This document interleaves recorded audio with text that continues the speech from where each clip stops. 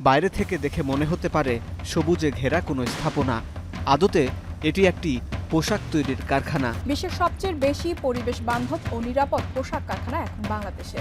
পরিবেশ বান্ধব সবুজ কারখানা নির্মাণে অপ্রতিরোধ্য গতিতে এগিয়ে যাচ্ছে বাংলাদেশ। আর এই যাত্রায় 2025 সালে নতুন করে 36টি কারখানা পেয়েছে সবুজ কারখানা স্বীকৃতি লিড সার্টিফিকেট।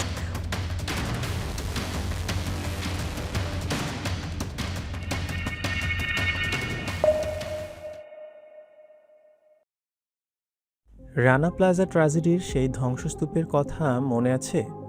এক সময় যে দেশের পোশাক খাতকে বলা হতো মরণফাঁদ আর দূষণের আখড়া, সেই বাংলাদেশ আজ এক অবিশ্বাস্য রেকর্ড গড়েছে। বিশ্বের শীর্ষ 100টি পরিবেশ বান্ধব পোশাক কারখানার মধ্যে 68টি এখন বাংলাদেশের। বর্তমানে আমাদের দেশে 275টি লিড সার্টিফাইড কারখানা রয়েছে। কিন্তু এই চকচকে সার্টিফিকেটের আড়ালে কি কোনো অন্ধকার গলি আছে?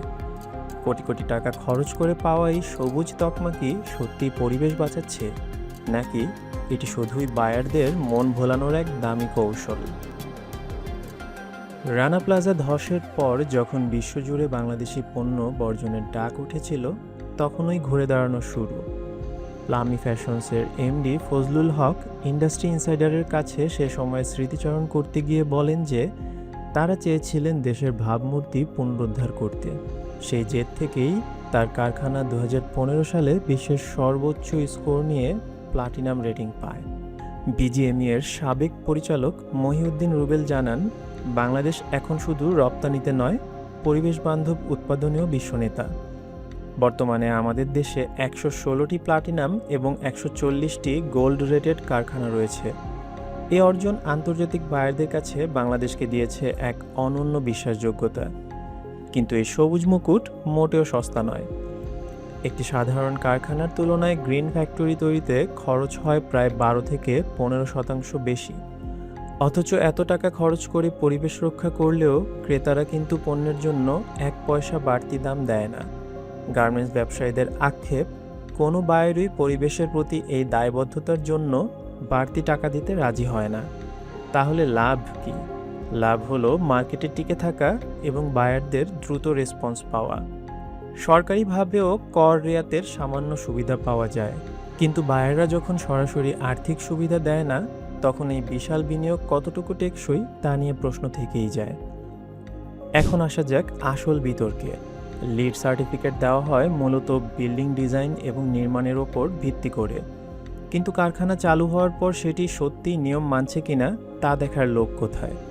চেঞ্জ ইনিশিয়েটিভের সিইও এস.এম. জাকির হোসেন খান প্রশ্ন করেন, অনেক ডাইং ফ্যাক্টরি লিড সার্টিফিকেট দেখাচ্ছে, কিন্তু তারা কি নিয়মিত ইউটিপি চালাচ্ছে, নাকি সার্টিফায়াররা একবার সার্টিফিকেট দিয়েই দায়িত্ব শেষ করছেন? তিনি আরও সতর্ক করেন যে বিএসটিআই বা বুয়েটের নাম ভাঙিয়ে অনেক সময় গ্রিন ওয়াশিং বা লোক দেখানো পরিবেশবাদ চালানো হয়। তার মতে স্রেফ সার্টিফিকেটে কাজ হবে না, প্রয়োজন স্যাটেলাইট ইমেজারি বা ড্রোনের মাধ্যমে রিয়েল টাইম মনিটরিং।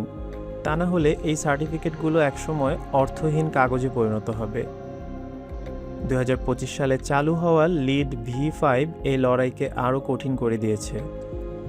এখন শুধু কোড মেনে বিল্ডিং বানালেই হবে না, কার্বন নিঃসরণ কমানো এবং শ্রমিকদের জীবনযাত্রার মানকেও গুরুত্ব দিতে হবে। এটি বাংলাদেশের মতো উন্নয়নশীল দেশের জন্য যেমন বড় সুযোগ, তেমনি বড় চ্যালেঞ্জও বটে। কারণ এই নতুন ভার্সনে সার্টিফিকেশনের খরচ এবং নথিপত্রের ঝামেলা অনেক বেড়ে গেছে। বাংলাদেশ আজ বিশ্বের জন্য রোল মডেল। আমরা প্রমাণ করেছি আমরা নিরাপদ এবং দায়িত্বশীল। কিন্তু পরিবেশ রক্ষা কি শুধুই উদ্যোক্তাদের দায়? বায়াররা কেন এর জন্য বাড়তি মূল্য দেবে না? আর আমাদের দেশের কারখানাগুলো কি সার্টিফিকেশনের মর্যাদা বাস্তবেও রক্ষা করবে?